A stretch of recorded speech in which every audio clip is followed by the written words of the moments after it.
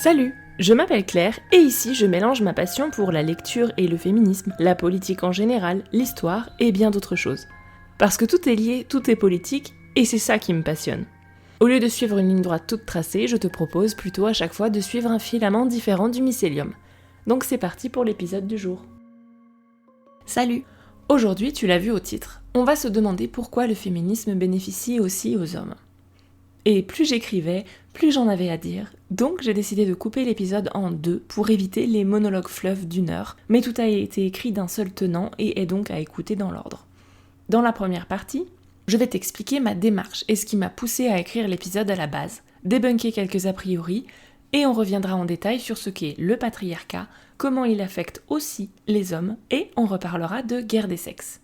Et la prochaine fois, on parlera d'amour et de violence. Oui, tout ça. Donc commençons par cadrer l'épisode parce que je pense que c'est particulièrement important. Pourquoi je fais cet épisode déjà ? Oui, parce que j'avoue que ça fait quelques mois que j'hésite à le sortir. Sortira pas, je savais pas. Ce qui m'a décidé, c'est la parution du dernier rapport du HCE, le Haut Commissariat à l'égalité entre les femmes et les hommes. Dans ce rapport, on note une polarisation toujours plus grande entre hommes et femmes. Les femmes sont de plus en plus féministes, donc demandant fondamentalement à être traitées comme des êtres humains, avec une valeur intrinsèque, des droits. Oui, je sais, c'est foufou tout ça. Et les hommes sont de plus en plus conservateurs, donc demandant à pouvoir traiter les femmes comme inférieures. Et à côté de cette misogynie que je qualifierais de molle et diffuse, on voit aussi arriver vitesse grand V une contre-révolution masculiniste. Et ces mascus, notamment outre-Atlantique, s'ils ont été portés au pouvoir, c'est aussi à cause du vote de femmes, principalement blanches, il faut bien le dire. Et donc on va pas pouvoir durer comme ça éternellement, parce que c'est grave ce qui est en train de se passer. Donc je vais essayer de donner des billes, non pas pour un monde moins féministe, loin s'en faut, mais pour qu'on essaye de faire comprendre aux hommes, d'accord, mais aussi à toutes les femmes qui tiennent un discours du style « je suis pas féministe, j'ai des amis hommes », que le féminisme, c'est pas les hommes contre les femmes, et que tout le monde, à part éventuellement les fachos et néolibéraux ultra-riches qui nous gouvernent, gagnerait à un monde plus féministe. Parce que je parle à longueur de temps de système, et s'il me paraît évident que le nouveau système proposé ne bénéficie pas qu'aux femmes, c'est pas clair pour tout le monde. Donc, en une phrase commençant, c'est pas le féminisme qui nous sépare, c'est le patriarcat. Et le capitaliste impérialiste et suprémaciste blanc. Si j'ai hésité aussi longtemps à sortir l'épisode, c'est parce que ce discours est un peu à double tranchant, donc je vais commencer par quelques rappels. Ce point de vue utilitariste a de quoi gêner un peu, je comprends totalement l'argument. C'est bien beau de lutter dans son intérêt, mais on peut aussi totalement vouloir un changement parce qu'il est bon pour les autres, et ne pas uniquement voir les choses pour soi. On n'est pas féministe pour soi. Mais justement, beaucoup d'hommes ne se rendent même pas compte que le féminisme, c'est bon, non seulement pour eux aussi, sans parler des autres, mais surtout que ça ne leur est pas dangereux. Ce que je propose ici, il faut donc le voir plus comme un point de départ qu'une fin en soi. Parce que tant qu'on continue de voir les choses uniquement de manière transactionnelle, et selon comment ça va nous bénéficier à nous personnellement, on reste dans un système hiérarchique et individualiste. Et ça, tu le sais, c'est pas la sauce maison. Certains nous diront « mais on n'a pas déjà le masculinisme pour les droits des hommes, qu'est-ce que le féminisme vient foutre là-dedans ?» Alors déjà rappelons que les masculinistes, ce sont des militants qui prétendent défendre les droits des hommes, mais militent en fait surtout contre les droits des femmes et des féministes. Parce que figurez-vous qu'à les entendre, on vit actuellement dans un cauchemar matriarcal dans lequel ce sont en fait les hommes qui vivent un enfer et sont dominés. Dominés par les femmes bien sûr, parce que dans la vraie vie, le mascu adore être dominé par un autre homme, si possible fils à papa qui a hérité de sa fortune et rien créé de sa vie. Suivez mon regard. Blague à part. Le matriarcat, outre le fait qu'on n'est clairement pas dedans, vu que les hommes accaparent toujours la majorité du pouvoir et des ressources, c'est peut-être pas ce que tu crois en fait. Et ça, on en parlait dès l'épisode 4 du podcast, si tu veux réfléchir à la question. D'un autre côté, les masculinistes aiment bien récupérer et déformer les combats féministes pour faire avancer leurs idées nauséabondes. Donc je pense qu'il est intéressant de les reprendre, mais sérieusement. Parce que les arguments de mascu, c'est comme les mauvais bouquins. Il y en a deux sortes. Les soupes sans queue ni tête qui n'ont aucun intérêt, et les autres, ceux qui m'énervent le plus en général, ceux qui avaient plein de bonnes idées, des vrais arguments, mais qui traitent leur sujet n'importe comment. C'est ceux-là qui nous intéressent aujourd'hui. Ils peuvent paraître raisonnables et pleins de bon sens, et soulèvent de vrais problèmes. Mais tout ça, c'est fait de mauvaise foi pour de mauvaises raisons, et la réponse est à côté de la plaque. Parce que ce n'est pas la faute des féministes, par exemple, si les hommes sont majoritairement incarcérés, plus nombreux à se suicider, souffrant d'alcoolisme, etc. Rappelons aussi que quand les arguments pro-droits de l'homme ne sont revendiqués que pour faire taire les féministes et pas le reste du temps, c'est juste de la bonne grosse hypocrisie. Ça montre qu'il n'y a pas de volonté sincère de changement, c'est une stratégie de silenciation. Par contre, on peut totalement soutenir les combats féministes et aussi à côté militer, par exemple, pour la santé mentale masculine.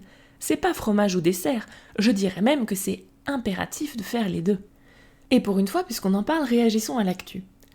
Frédéric Beigbeder, féministe devant l'Éternel, du moins c'est ce qu'il nous dit, en même temps on le comprend, il a une mère, bref. Il a récemment expliqué qu'il fallait à la fois défendre les droits des femmes et des hommes. Oui, ça reste très très binaire. Et que donc il proposait de créer le mot hominisme pour ça, parce que le mot masculiniste a été, je cite, sali.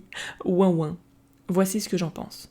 Le mot hoministe qu'il vient de créer, je déconne pas, le jour même, je l'ai lu dans un bouquin édité en 2022 et qui parlait des mouvements masculinistes. Aïe.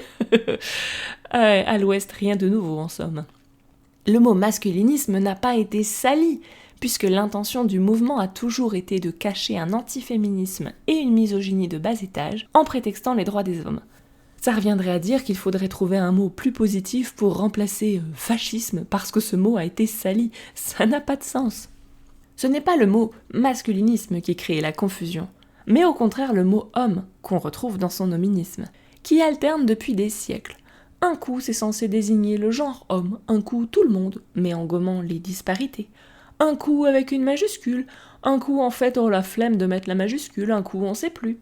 C'est pas en rajoutant de l'homme dans le vocabulaire qu'on va clarifier les choses. Finalement, je pense que le problème ici tient de la définition qu'on a du mot féminisme. On en parlait dans l'épisode 9, que je t'invite à écouter si c'est pas déjà fait. Le féminisme, ce n'est pas que la lutte pour l'égalité entre les femmes et les hommes, et encore moins l'égalité en droit seulement. C'est bien plus compliqué que ça. Mais ça, Freddy, il a pas l'air bien au courant. Il pense que le féminisme, c'est le droit de vote et l'égalité des salaires. Et puis bon, il nous dit pas non plus trop ce que ça implique là, son hominisme. C'est quoi le programme, à part pomper l'oxygène des luttes progressistes qui existent déjà, je veux dire. Donc on va en parler ici, mais de bonne foi. Parce que bon, écouter Frédéric Beigbeder donner des cours de féminisme, autant m'écouter donner une conférence sur la physique quantique, ça va être très vite limité. Je l'ai déjà dit plusieurs fois, pour moi, le but du féminisme, c'est d'enrichir, pas d'opposer. Mais on observe souvent, en réaction, une aversion à la perte, comme je le montrais dans l'épisode 23, pourquoi on ne croit pas les victimes. Pour mémoire, l'aversion à la perte, c'est le fait que les humains vont attacher plus d'importance et de valeur à quelque chose qu'ils ont déjà, plutôt qu'à un éventuel gain d'une importance équivalente. C'est un biais cognitif normal, mais si t'as juste l'impression qu'on t'enlève des trucs sans t'en donner, on n'avancera pas. Donc voyons ce qu'on gagne avec le féminisme. J'en profite pour rappeler au passage qu'il ne faut jamais oublier l'angle de la classe sociale quand on aborde ces questions. Le genre n'est jamais le seul prisme de lecture. C'est pour ça que quand je vais parler d'hommes, je ne parlerai pas des 0,01% de milliardaires qui n'ont aucun intérêt à ce que le système change. Et par contre, tous les autres hommes n'ont aucun intérêt à les écouter. Donc, rentrons dans le vif du sujet. Pourquoi le féminisme bénéficie aux hommes aussi ? Balayons tout de suite un préjugé aussi tenace que faux. Les féministes, en tant que groupe, ne détestent pas les hommes. C'est pas moi qui le dis, enfin, je le dis aussi. C'est une étude que je citerai en source et que je m'en vais te résumer ici. Cette étude, menée sur près de 10 000 personnes, nous explique que déjà, les féministes ne détestent pas plus les hommes que les autres hommes ne détestent les hommes. Et ce point-là, ça reflète la compétition entre hommes dont on va reparler, t'inquiète. Les féministes humanisent plus les hommes que les hommes ne s'humanisent mutuellement. Les féministes ont globalement une attitude largement positive envers les hommes. La misandrie n'est pas si répandue que ce qu'on dit. On n'observe pas vraiment de différence significative entre féministes et non-féministes, et parfois même une attitude plus positive vis-à-vis des hommes de la part des femmes féministes que des non-féministes. Et ça s'explique.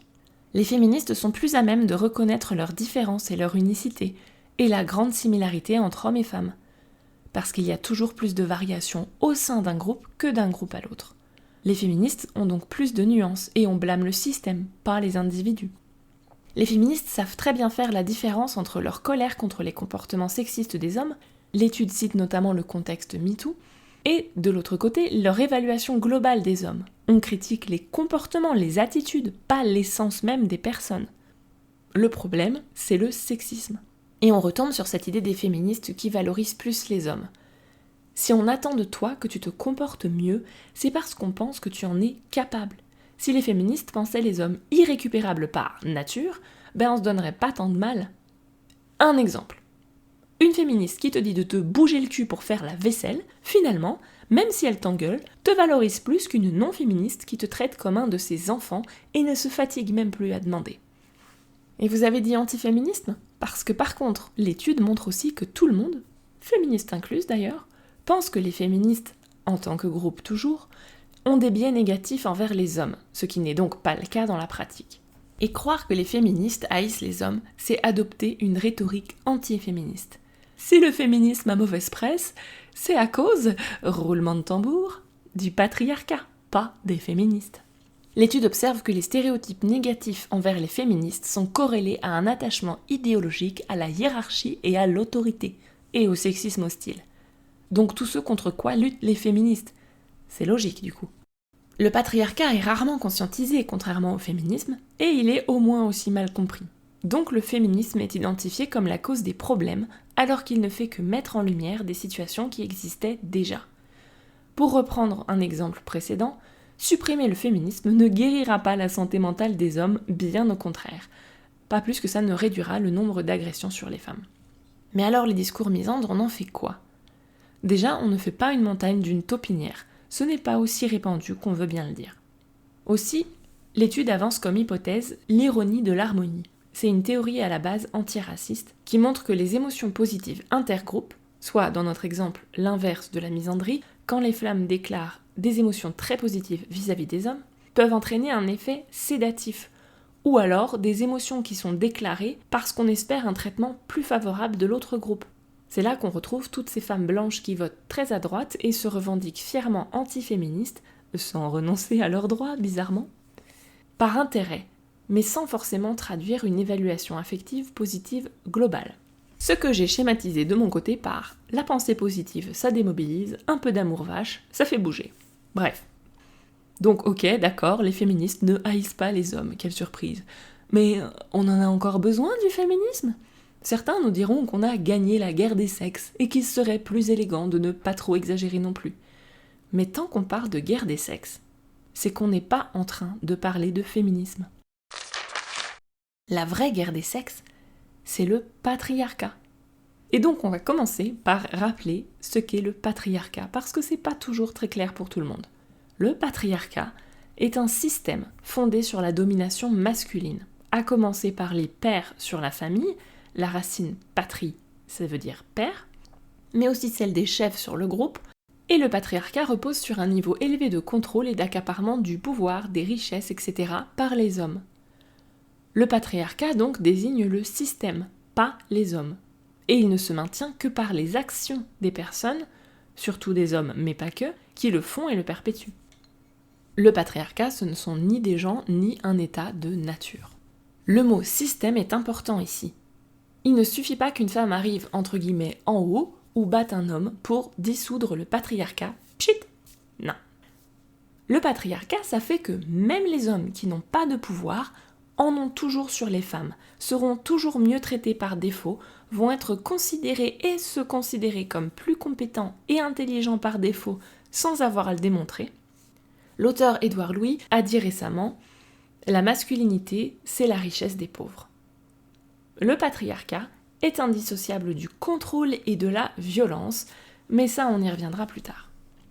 Le patriarcat fait que les hommes ont plus de pouvoir que les femmes au global, mais ça ne veut pas dire que tous les hommes ont du pouvoir ou le même degré de pouvoir, ni que tous les hommes ont du pouvoir sur toutes les femmes, la classe sociale. Les hommes au pouvoir ont aussi du pouvoir sur le reste des hommes, Et certaines femmes peuvent avoir accès à des postes de pouvoir. Mais, on le rappelle, c'est beaucoup plus dur, on garde en général une femme entre guillemets exceptionnelle, qui sert de caution et d'excuse pour bloquer les autres, et on exige de ces femmes qu'elles jouent le jeu du patriarcat. Qu'elles soient masculines, quoi, comme dirait Marco, c'est-à-dire oppressives vis-à-vis de leurs inférieurs, hommes compris. Enfin, le patriarcat entraîne une valorisation de ce qui est censé intéresser les hommes et les garçons, et une dévalorisation du féminin. Oui, on est sur des stéréotypes très binaires et genrés, ça fait partie du package. Et ça se traduit par une omniprésence des hommes dans la culture, les films, etc. Ça veut pas dire qu'il peut pas y avoir des héroïnes, mais c'est jamais considéré comme universel. Les histoires d'hommes, surtout blancs, sont des histoires censées représenter l'expérience de l'humanité, sont universelles. Et les films mettant des femmes en avant et se prétendant universels s'en prennent plein la tronche à chaque fois. Et donc arrêtons-nous là-dessus, sur cette idée de polarisation entre ce qu'on considère masculin ou féminin. Ce qu'on pourrait résumer par « c'est trop la honte d'être une fille ». Tu fais comment si t'aimes quelque chose qui est censé être aimé par les filles ? Ou si t'aimes pas un truc estampillé masculin ? Bah, tu la fermes et tu reprends des chipots. Le patriarcat, c'est la guerre des sexes, oui. Mais c'est aussi la guerre des masculinités. Être un homme sous le patriarcat, ce n'est pas être libre pour autant. Il faut être aisé, valide, blanc, hétéro, cisgenre, sinon c'est compliqué. Là on commence à toucher au cœur de ma réflexion et je veux te conseiller une lecture qui m'avait beaucoup remué et fait avancer sur ces questions. Il s'agit de La volonté de changer, les hommes, la masculinité et l'amour de Bell Hooks. Un livre exceptionnel qui décrypte notamment les relations hommes-femmes à l'aune du patriarcat, avec une vraie démarche de réconciliation et de réparation. S'il n'y a qu'un livre à retenir, c'est celui-ci. Il est vraiment génial, j'en suis ressortie grandie. Il faut bien comprendre donc que le patriarcat organise aussi une hiérarchie entre les hommes. On n'est pas sur une simple dichotomie. C'est vraiment un point important. La lecture du patriarcat dans une dichotomie homme-femme, ça va classer les hommes en bourreaux et les femmes en victimes dans des cases bien nettes, bien rangées, et on en a déjà parlé dans l'épisode précédent sur la binarité, la vie c'est toujours plus compliqué que ça. Jouer au patriarcat, c'est gagner le droit de dominer celles et ceux qui sont considérés comme plus faibles. Dans son analyse assez exhaustive de l'émission Apprendre ou à laisser, la chaîne YouTube du Fou Allié montre entre autres que dans sa démarche de prédation des femmes, l'animateur rabaisse aussi les autres hommes sur le plateau, les compagnons des candidates, etc. Il est dominant de plein droit car animateur-producteur, littéralement aux commandes, en contrôle de l'émission, il est aussi plus riche, plus célèbre. Et à ce titre, il se montre jaloux si d'autres hommes ont l'attention des femmes qu'il convoite. Vu qu'il est le chef, c'est lui qui doit avoir la maîtrise de l'attention des femmes. Dans cette logique, ces autres hommes sont à rabaisser, humilier. Ce sont des obstacles à surmonter, des concurrents à battre, pas des complices. Ils ne sont pas plus humanisés que les femmes finalement. Et ça illustre bien cette idée de hiérarchie du patriarcat avec sa logique de mâle dominant. Cette hiérarchie patriarcale met tous les hommes en compétition, mais certains groupes sont infériorisés de façon plus violente. Et on va se le dire, t'as plus de chances d'être du mauvais côté du bâton en fait. Il y a les hommes pauvres, on y reviendra la prochaine fois en parlant des violences économiques, et il y a le racisme, qui est lui aussi un système hiérarchique d'infériorisation, cette fois des hommes qui ne sont pas blancs. On pourrait dire que la race est genrée, les hommes racisés sont considérés comme inférieurs aux blancs et donc féminisés, puisque le féminin est inférieur.